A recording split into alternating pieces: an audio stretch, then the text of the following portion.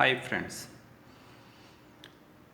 in my previous class in three-phase AC machines I discuss the concept of rotating magnetic field और उसमें हमने क्या देखा कि when we connect a three-phase AC supply to three-phase winding we get a rotating magnetic field. That field rotate with a speed ns equal to 120 f upon p. ns equal to 120 f upon p, where ns was the speed of the rotating magnetic field and f was the frequency of supply and p was the number of poles. आज हम आपसे discuss करने जा रहे हैं three phase induction machine.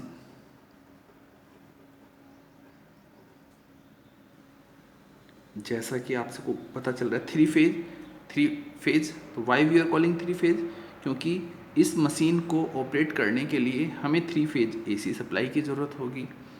Y we are calling induction machines, तो देखना अभी आप जानेंगे कि ये मशीन्स का जो ऑपरेटिंग प्रिंसिपल होगा वो फ्राडेज लॉ ऑफ इलेक्ट्रोमैग्नेटिक इंडक्शन पे बेस होगा. But these machines again divided into two parts. First one,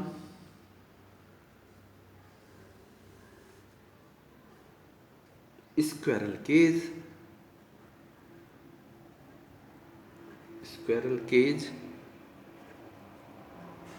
induction machine and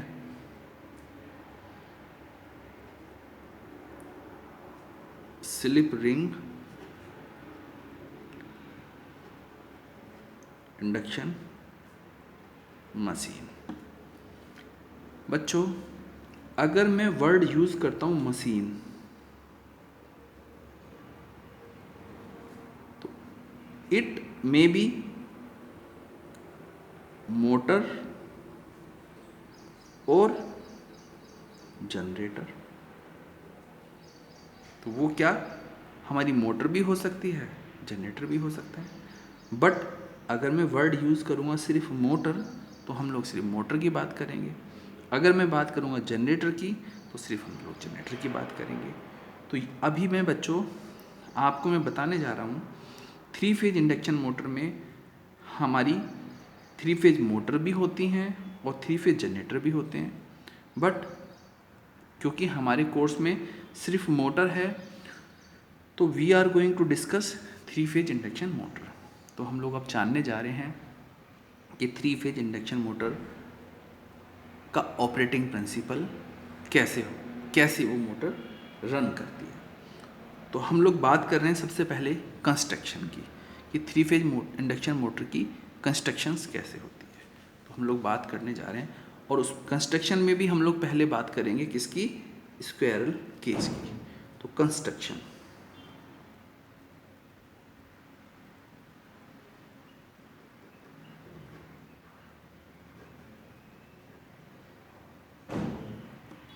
तो देखो बच्चों, इसमें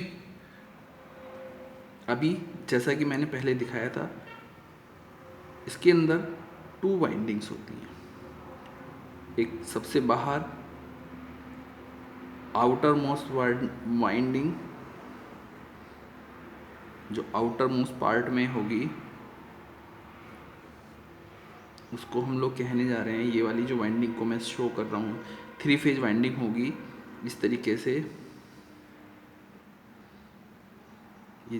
ये A dash, B, B dash, C and C dash. और इस वाइंडिंग को हम लोग कनेक्ट करते हैं किसके साथ, थ्री फेज एसी सप्लाई के साथ. तो ये जो बाहर वाली वाइंडिंग है, बाहर आउटर मोस्ट वाली वाइंडिंग, इसको हम लोग बोलते हैं स्टेटर वाइंडिंग। क्यों कह रहे हैं इसको स्टेटर वाइंडिंग? स्टेटर का मतलब हुआ स्टेशनरी, क्योंकि ये वाइंडिंग कैसी है? स्टेशनरी। ये वाइंडिंग रोटेट नहीं करती है, that's why we are calling stator winding.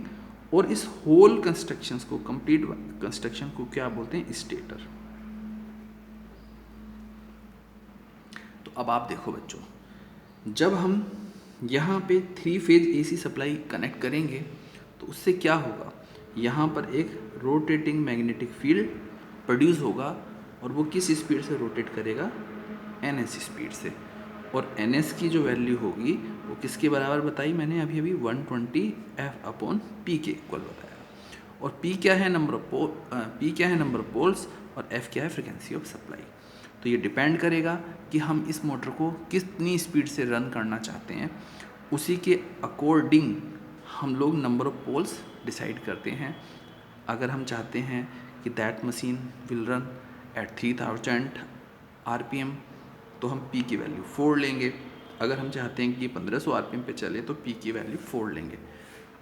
आपको पता है बच्चों, नंबर ऑफ पोल्स हमेशा एक इवन नंबर होगा, आइदर पोल 2 होंगे या पोल 4। फ्रिक्वेंसी इंडिया में कितनी है? 50 हर्ट्ज से फिक्स है, उसको हम लोग चेंज नहीं करते हैं। ये तो रहा इसका बाहर वाला पार्ट। ये वाला पार्ट क्या है? फाउंडेशन। एक इसका इनर पार्ट जो रोटेट करेगा बच्चों, इस तरह से मैं यहाँ शो कर रहा हूँ। ये जो इनर वाला पार्ट है जो रोटेट करेगा, और यहाँ पर भी एक वाइंडिंग लगी रहती है इस तरह से एक वाइंडिंग होगी, और ये एक शाफ्ट के लिए होगा। तो ये इनर वाले पार्ट को हम लोग बोलते हैं rotor. Why we are calling rotor? क्योंकि ये रोटेट करता है, that's why we are calling rotor. और यहाँ पर जो ये वाइंडिंग है हमारी, ये वाली वाइंडिंग, इसको बोलते हैं रोटर वाइंडिंग।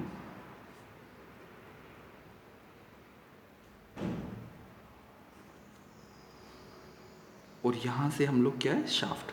और ये जो बच्चों आपको नज़र आ रहा है यहाँ पे इस तरह से, ये वाला, इसको बोलते हैं एयर गैप। तो ये कुछ हमने मेजर पार्ट्स आपको दिखाए हैं इस मशीन के। तो अब देखो बच्चों क्या होता है, जैसे ही हम लोग 3 फेज AC सप्लाई यहाँ कनेक्ट करते हैं और किसको देते हैं? आउटर मोस्ट वाइंडिंग, जिसको हम नाम क्या कह रहे हैं? स्टेटर या स्टेटर वाइंडिंग। देन तो we get a rotating magnetic field which rotate with the speed NS equal to 120 F/P। तो ये फील्ड जैसे ही रोटेट करेगा, इनिशियली जो रोटर है हमारा वो किस पोजीशन में है? एट स्टैंड स्टिल पोजीशन में, स्टेशनरी है।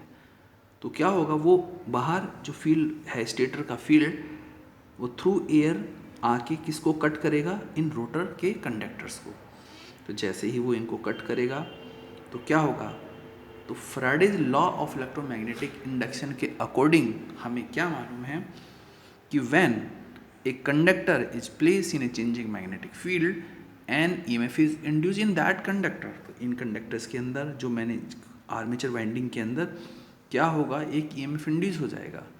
और जैसे ही वो EMF इंड्यूस होगा तो देखो बच्चों, हम लोगों ने इस आर्मेचर वाइंडिंग को आपस में कॉपर की एक रिंग के साथ शॉर्ट सर्किट किया हुआ होता है।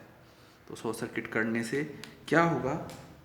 इसके अंदर करंट फ्लो करने लगेंगी आर्मेचर रोटर कंडक्टर के अंदर। तो जैसे ही करंट फ्लो करेगी तो अब यहाँ पर फ्लेमिंग लेफ्ट हैंड रूल काम करेगा। और अकॉर्डिंग टू दैट रूल हम क्या कहते हैं कि when a current carrying conductor is place in a magnetic field, a force start to work on that conductor. तो क्या होगा? तो इसी प्रिंसिपल से फिर ये मोटर हमारी रोटेट करना स्टार्ट कर देगी। किस डायरेक्शन में? उसी डायरेक्शन में जिस डायरेक्शन में हमारा फील्ड रोटेट कर रहा है। तो देखना बच्चों, यहाँ पर हम ns को क्या कह रहे हैं, synchronous speed, synchronous speed of rotating magnetic field, और एनआर को हम लोग क्या बोल रहे हैं यहाँ पे, रोटर की स्पीड। अब आप देखना, अगर मैं तो जिस डायरेक्शन में हमारा फील्ड रोटेट कर रहा है तो उसी सेम डायरेक्शन में हमारा ये रोटर भी रोटेट करना स्टार्ट कर देता है। अब आप सोचो ज़रा, एक क्वेश्चन पूछा जाता है, क्या एन आर एन एस के इक्वल हो सकता है? तो आंसर होगा नो। क्यों मैं ऐसा कर रहा हूँ? अगर हमारा रोटर भी सेम स्पीड से रोटेट करना शुरू कर दे जिस स्पीड से हमारा फील्ड रोटेट कर रहा है, एन एस स्पीड से, तो क्या होगा, relative speed between rotating magnetic field and rotor conductor will become zero. You can say N S minus N R क्या होगा, जीरो के इक्वल हो जाएगा। और अगर जीरो के इक्वल हुआ तो जो अभी तक जो बाहर वाला फील्ड था जो रोटर कंडक्टर को कट कर रहा था, किस वजह से कट कर रहा था, ड्यू टू रिलेटिव मोशन।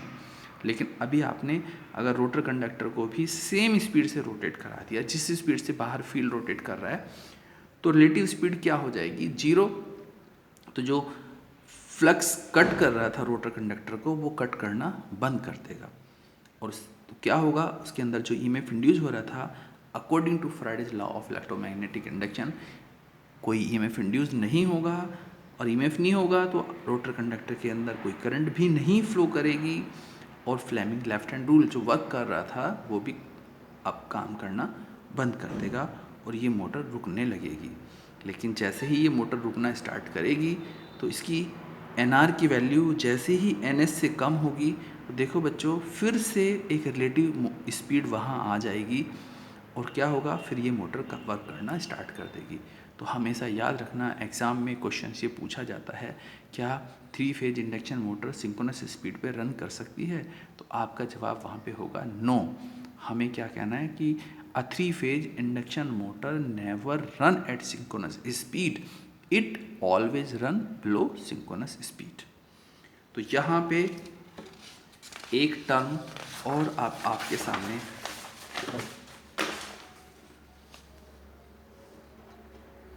जानने जा रहे हैं। एक वर्ड आ रहा है न्यू, स्लिप।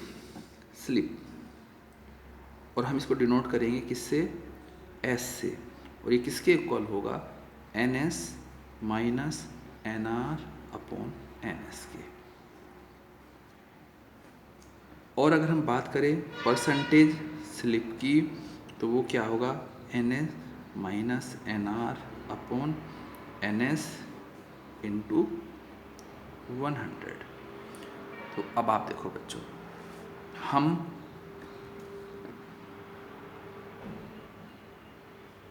जो एन एस है यहाँ पे आप देखो, एन एस किसके बराबर था अभी, 120 एफ अपॉन पी के। तो यहाँ पे एफ क्या है हमारा, फ्रीक्वेंसी ऑफ सप्लाई। तो अब आप देखो यहाँ पे ज़रा, एफ इक्वल टू किसके आया, N S into P upon 120, right. तो रोटर के जो बाहर वाला पार्ट है स्टेटर, उसको जो हमने कनेक्ट किया हुआ है सप्लाई से, उसकी फ्रीक्वेंसी कितनी है, 50 हर्ट्ज, जो कि एफ से हमने डिनोट किया है। तो ये जो फील्ड हमारा रोटेट करता है स्टेटर के अंदर, वो रोटेटिंग फील्ड स्टेटर वाइंडिंग को भी कट करता है, और स्टेटर वाइंडिंग कैसी है, स्टेशनरी। उसके अंदर भी एक ईएमएफ इंड्यूस होता है स्टेटर वाइंडिंग के अंदर भी, और उसको हम लोग डिनोट करते हैं E1 से। E1 क्या होता है, स्टेटर वाइंडिंग इंड्यूस ईएमएफ, और उसके इंड्यूस ईएमएफ की जो फ्रीक्वेंसी होती है उसको हम डिनोट कर रहे हैं किससे, F1 क्या बोल रहे हैं, stator winding induce EMF frequency.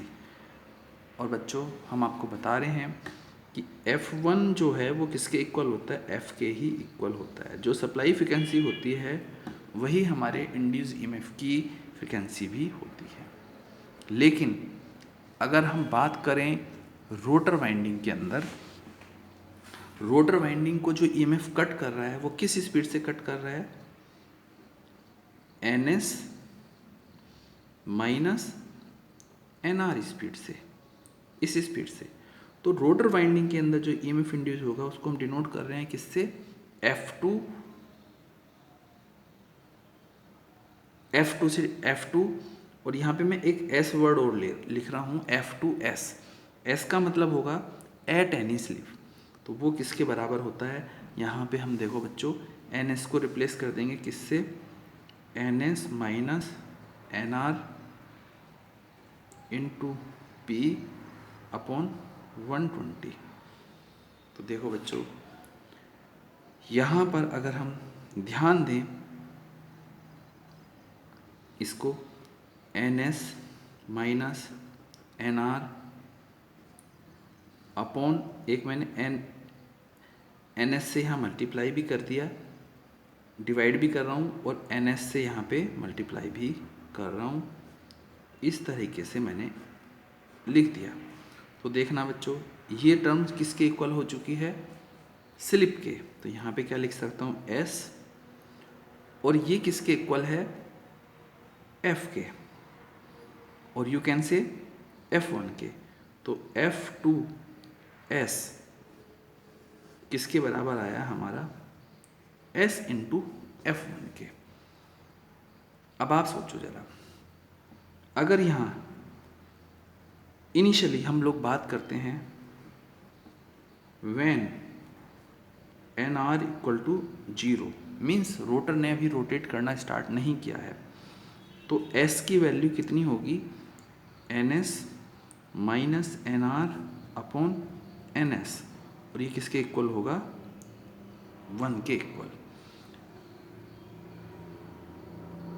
तो देखना बच्चों व्हेन NR इक्वल टू 1, तो हम यहाँ पे F2 को किससे डिनोट करते हैं, नोट से।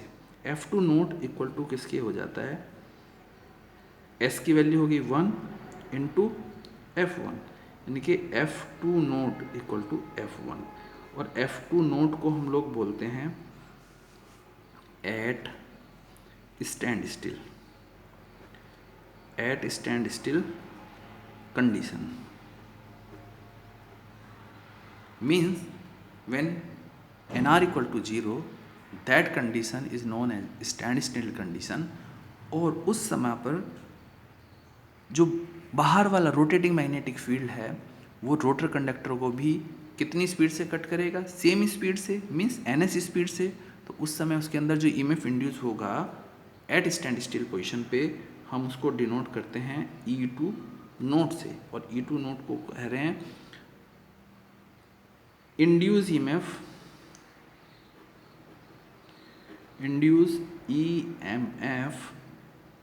इन rotor winding at standstill,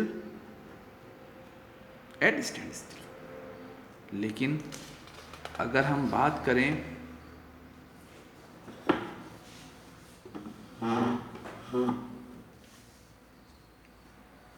at any slip की, अगर हम बात करें एट एनी स्लिप, तो रोटर के अंदर भी जो EMF इंड्यूस होगा तब वो कितना होगा, E2S, और E2S की वैल्यू भी किसके इक्वल होती है, S इंटू E2 नोट के। याद रखना बच्चों इसको भी। E2 नोट मैंने क्या बताया था, इंड्यूस EMF कब, एट स्टैंड स्टिल पोजिशन, और E2S क्या है, एट एनी स्लिप। E2S को हम क्या कह रहे हैं, induce EMF at any slip, और इसकी वैल्यू भी किसके इक्वल होती है हमारी SE2 नोट के। तो अब अगर हम बात करें रोटर की, तो रोटर के हम सबसे पहले बात करें अगर स्टेटर की, स्टेटर वाइंडिंग की एक रेजिस्टेंस क्या होगी R1, और उसकी लीकेज रिएक्टेंस क्या होगी X1। तो इम्पीडेंस कितनी हो जाएगी स्टेटर की Z1 equal to R1 plus JX1। लेकिन अगर हम बात करें रोटर की, तो रोटर के अंदर जो रेजिस्टेंस होगी रोटर वाइंडिंग की वो होगी R2। लेकिन अगर हम बात करें लीकेज रिएक्टेंस की, तो लीकेज रिएक्टेंस को हम लोग डिनोट करते हैं किससे X2 नोट और एंड X2S। X2 नोट का मतलब होगा leakage reactance at standstill, और X2 नोट को X2S को हम कहेंगे एट एनी स्लिप।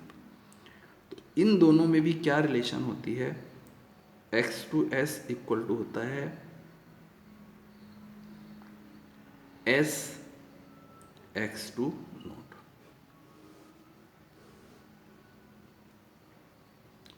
क्योंकि S की जो वैल्यू है, स्लिप की वैल्यू, वो हमारी चेंज होती रहती है। स्टैंड स्टिल पोजीशन पे S की वैल्यू 1 होती है। आप देख रहे हैं S की वैल्यू किसके बराबर है NS minus NR upon NS के, क्योंकि NS तो क्या है कांस्टेंट, बट NR क्या है हमारा, ये वेरी कर रहा है।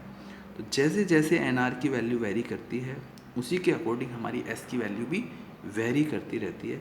और अगर S वेरी करेगा तो देखो बेटे, leakage reactance at any slip, इसकी वैल्यू भी वेरी करती रहती है। तो Z2S हमारा क्या होता है R2 प्लस XS2 नोट, या इसको लिख सकते हैं R2 प्लस JX2S। तो ये बच्चों ध्यान देने वाली बातें हैं कुछ, जो हमें आगे चल के हेल्प करेंगी। थैंक यू बेटे। आज की क्लास में मैं इतना ही बता रहा हूँ, इसके बाद हम आगे नेक्स्ट डिस्कस करेंगे।